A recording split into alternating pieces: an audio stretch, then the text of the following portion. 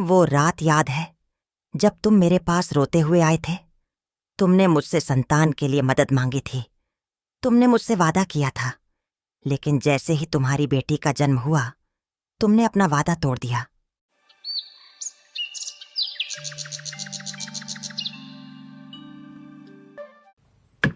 अर्जुन पेड़ों के नीचे लकड़ी काट रहा है। कंचन अपने रथ से उतरकर जंगल के फूलों का आनंद ले रही है। अचानक उसकी नजर अर्जुन पर पड़ती है।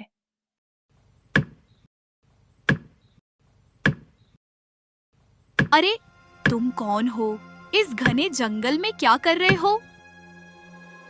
मैं अर्जुन हूँ, गांव का एक साधारण लकड़हारा। रोजी रोटी के लिए लकड़ी काटने आता हूँ। आप कौन हैं? इतनी सुंदर वस्त्रों में आप तो राजघराने से प्रतीत होती हैं। तुमने सही पहचाना।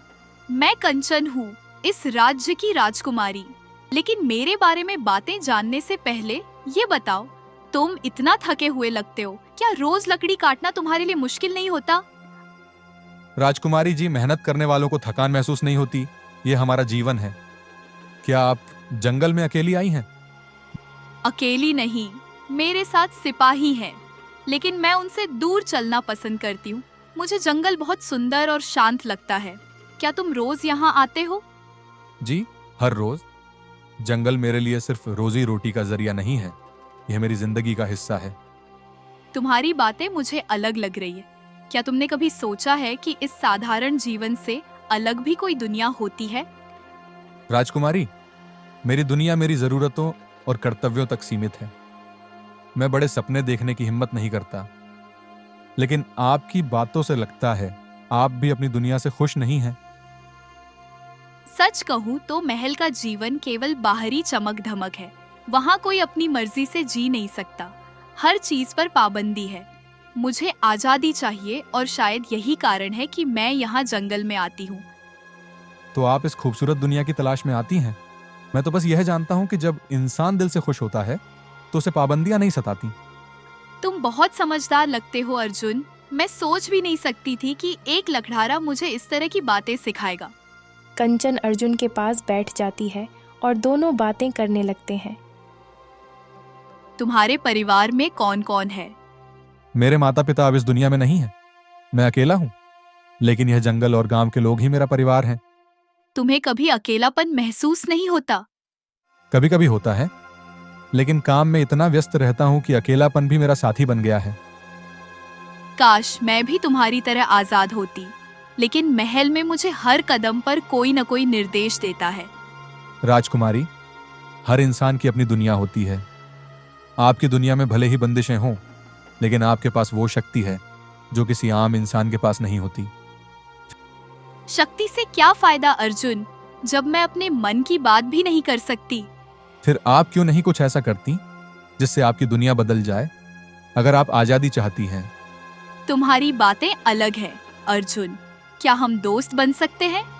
राजकुमारी और एक साधारण लकड़हारा, कैसा मजाक है? यह मजाक नहीं अर्जुन। मैंने तुमसे कभी किसी के जैसा खुलकर बात की ही नहीं। क्या तुम मेरे दोस्त बनोगे? अगर आप इसे दोस्ती मानती हैं तो यह मेरा सौभाग्य होगा। दोनों मुस्कुराते हैं और जंगल की सुंदरता का आनंद लेते हैं। यह उनकी दोस्ती की शुरुआत होती है। कंचन महल लौटती है और राजा विराट से अर्जुन के बारे में बात करती है। कंचन, तुम्हारे चेहरे पर आज अजीब सी चमक है। पिताजी, आज जंगल में मेरी मुलाकात एक लकड़हारे से हुई। वह बहुत साधारण था, लेकिन उसकी बातें मुझे गहरी लगी। क्या बात है? एक लकड़हारा? तुम किस तरह की बातें कर रही हो कंचन? तुम राजकुमारी हो, तुम्हें साधारण लोगों से क्या लेना देना? पिताजी, वह साधारण जरूर है, लेकिन उसकी सोच असाधारण है। उसने मुझे समझाया कि आजादी के लिए इंसान को अपनी सोच बदलनी पड़ती है। कंचन, याद रखो, तुम इस राज्य की राजकुमारी हो। तुम्हें ऐसे छोटे लोगों से दूर रहना चाहिए। कंचन चुप हो जाती है, लेकिन अर्जुन की बातें उसके दिल में गहराई से बैठ जाती हैं। राजा विराट को अपनी बेटी कंचन और लकड़हारे अर्जुन के बीच बढ़ती निकटता की खबर लगती है। यह उसके अहंकार को ठेस पहुंचाता है। वह अर्जुन को अपनी बेटी से दूर करने के लिए उसे महल में बुलाने का आदेश देता है। राजा अपने मंत्री को अर्जुन को बुलाने भेजता है।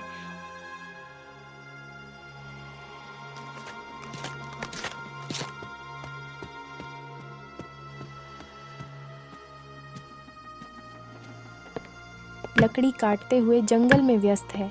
तभी राजा के मंत्री और सिपाही वहां पहुंचते हैं।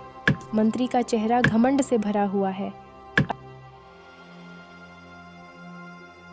तुम्हारा नाम अर्जुन है ना? जी हाँ, मैं अर्जुन हूं। कहिए, क्या मैं आपकी कुछ मदद कर सकता हूं? मदद? तुम्हारी इतनी हिम्मत कि तुम राजकुमारी कंचन से मित्रता कर सको? राजा ने तुम्हें महल में बुलाया है, तुरंत चलो। राजा ने मुझे बुलाया है, लेकिन क्यों? तुम्हें यह सवाल पूछने का अधिकार नहीं है। राजा का आदेश है और यह तुम्हारे लिए सम्मान की बात है कि उन्होंने तुम्हें बुलाया। अर्जुन अपनी कुल्हाड़ी रखकर उनके साथ चल पड़ता है। अर्जुन महल पहुंचता है। यह पहली बार है जब वह इतना भव्य महल देखता है।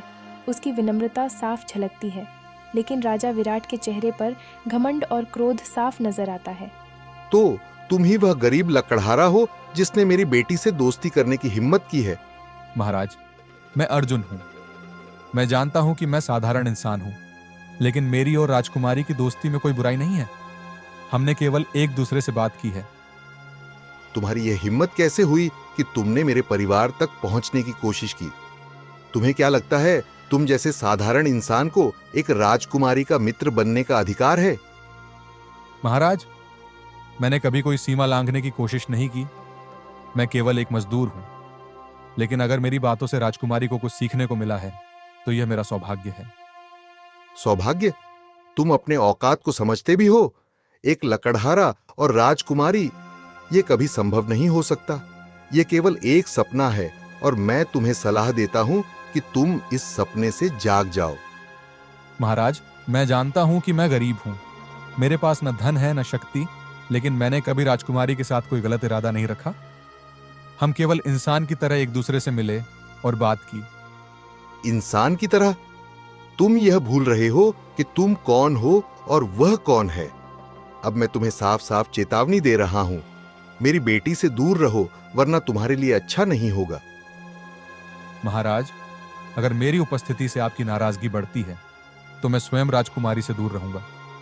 लेकिन एक बात कहना चाहता हूं, इंसान की पहचान उसके गुणों से होती है, न कि उसकी स्थिति से। यह आखिरी बार है जब मैं तुम्हें देख रहा हूं। अपने गांव लौट जाओ और कभी मेरी बेटी के आसपास मत आना।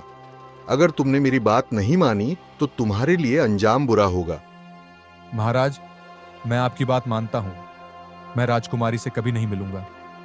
लेकिन एक आखिरी निवेदन, इंसान को उसके कर्मों से आंकना चाहिए, न कि उसकी संपत्ति से। कंचन वहां नहीं है, लेकिन वह दरवाजे के पीछे से सब सुन रही है। राजा अर्जुन की बात सुनकर और अधिक क्रोधित हो जाता है। अर्जुन के जाने के बाद कंचन अपने पिता से बात करने आती है। वह गुस्से और दुख से भरी हुई है। पिताजी, आप यह कैसे कह सकते हैं? अर्जुन ने कभी कोई गलत बात नहीं की। वह एक ईमानदार और नेक दिल इंसान है। कंचन, तुम बहुत भोली हो। यह दुनिया धन और शक्ति पर चलती है। एक गरीब लकड़हारे का साहस कैसे हुआ कि वह तुम्हारे पास आए? धन और शक्ति से बड़ा होता है इंसान का चरित्र। अर्जुन जैसा सच्चा इंसान मैंने कभी नहीं देखा, लेकिन आपने उसे नीचा दिखाने की कोशिश की। विराट चुप हो जाते हैं, लेकिन उनके चेहरे पर कठोरता बनी रहती है। कंचन दुखी होकर वहां से चली जाती है।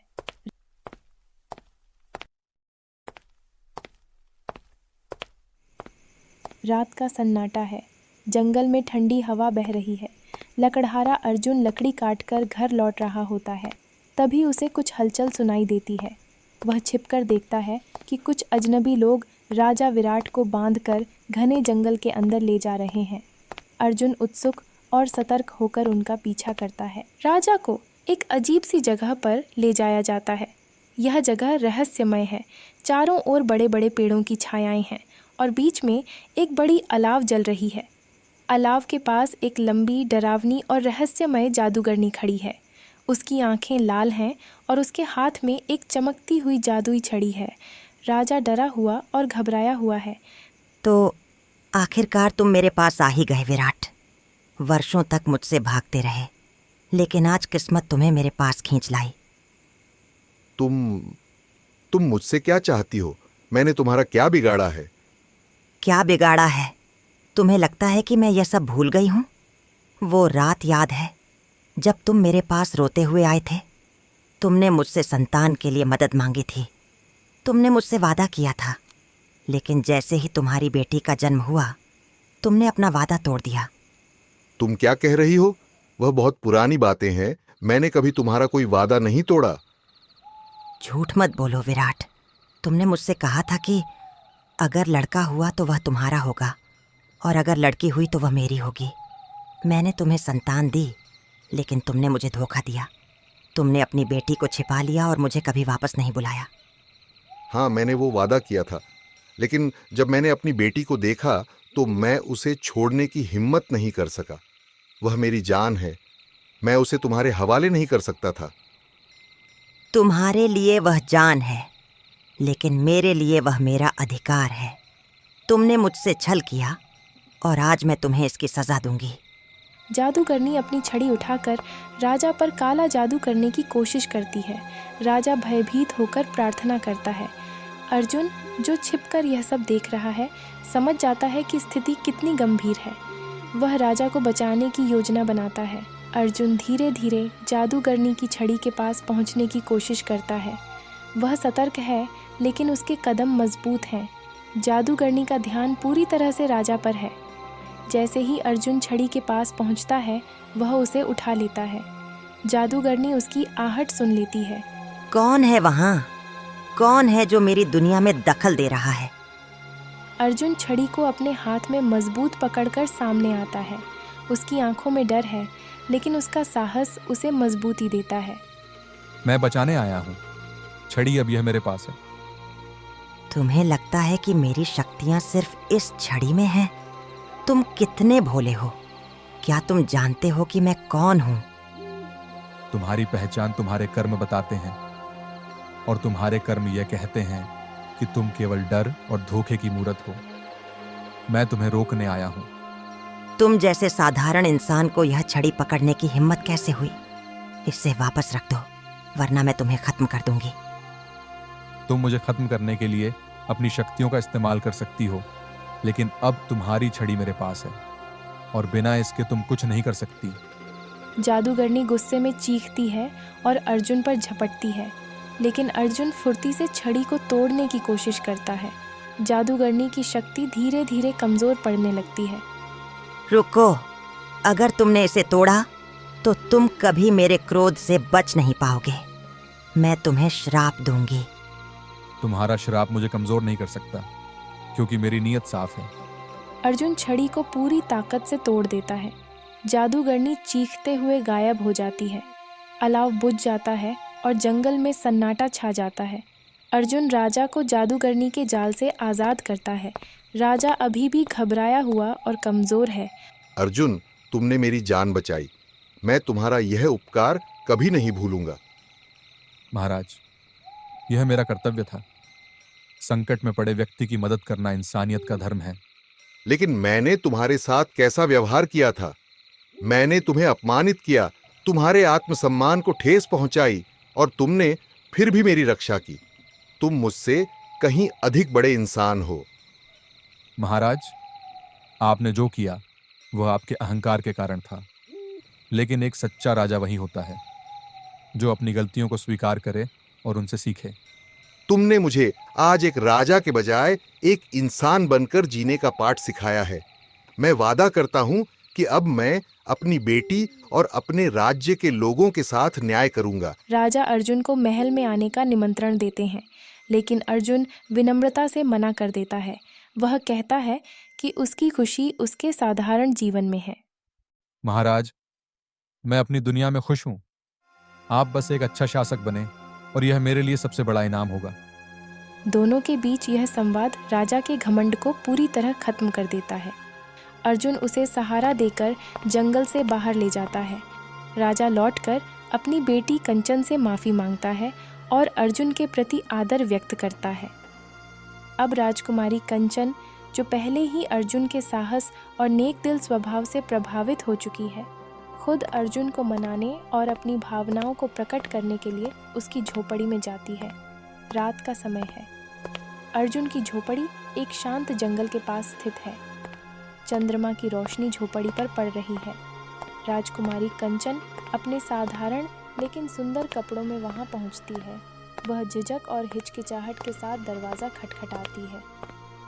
अर्जुन, जो उस समय अपनी छोटी सी कुटिया में लकड़ी का काम कर रहा है, दरवाज़ा खोलता है और राजकुमारी को देखकर हैरान रह जाता है। आप इतनी रात को यहाँ? ये कोई जगह है आपके आने की? क्या हुआ?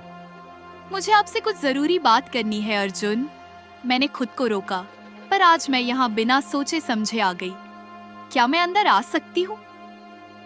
यह जगह है आपकी है राजकुमारी, लेकिन मेरे पास महल की तरह कोई शानदार व्यवस्था नहीं है। मेरी झोपड़ी साधारण है। मुझे महल के वैभव की आवश्यकता नहीं है अर्जुन। मुझे बस आपसे बात करनी है। अर्जुन उसे अंदर आने का इशारा करता है। झोपड़ी अंदर से साफ सुथरी है, लेकिन सादगी से भरी हुई। एक तरफ लकड़ी की कुर्सी और मेज है। अर्जुन राजकुमारी को कुर्सी पर बैठने का आग्रह करता है। मुझे महल के वैभव की आवश्यकता नहीं है अर्जुन। मुझे बस आपसे बात करनी है। अर्जुन, क्या आप जानते हैं कि आपने मेरे परिवार और मेरे जीवन को बदल दिया है? आपने न केवल मेरे पिता को बल्कि मुझे भी एक नई दृष्टि दी है। महाराज और आप जैसे महान लोगों के लिए मैंने कुछ भी खास नहीं किया। मैंने केवल अपना कर्तव्य निभाया। आप इसे कर्तव्य कह सकते हैं, लेकिन यह मेरे लिए उससे कहीं अधिक है। जब आप जंगल में अपने साहस और बुद्धिमानी से पिताजी को बचा रहे थे, तब मैंने जाना कि सच्चा नायक कौन होता है। राजकुमारी, आप मुझे बहुत ऊंचा स्थान दे रही हैं। मैं तो बस एक साधारण लकड़हारा हूं। महल और उसके लोग मेरे जैसे साधारण इंसान के लायक नहीं हैं। अर्जुन, आप गलत हैं। आप उन सबसे कहीं अधिक ऊंचे हैं। आपका दिल साफ है। आपने दिखा दिया कि इंसान का मूल्य उसके कपड़ों या धन से नहीं, बल्कि उसके कर्मों से होता है। हरी थोड़ा और आगे बढ़कर अपनी बात कहती है। अर्जुन, मैं यह कहने आई हूँ कि मैं आपसे विवाह करना चाहती हूँ।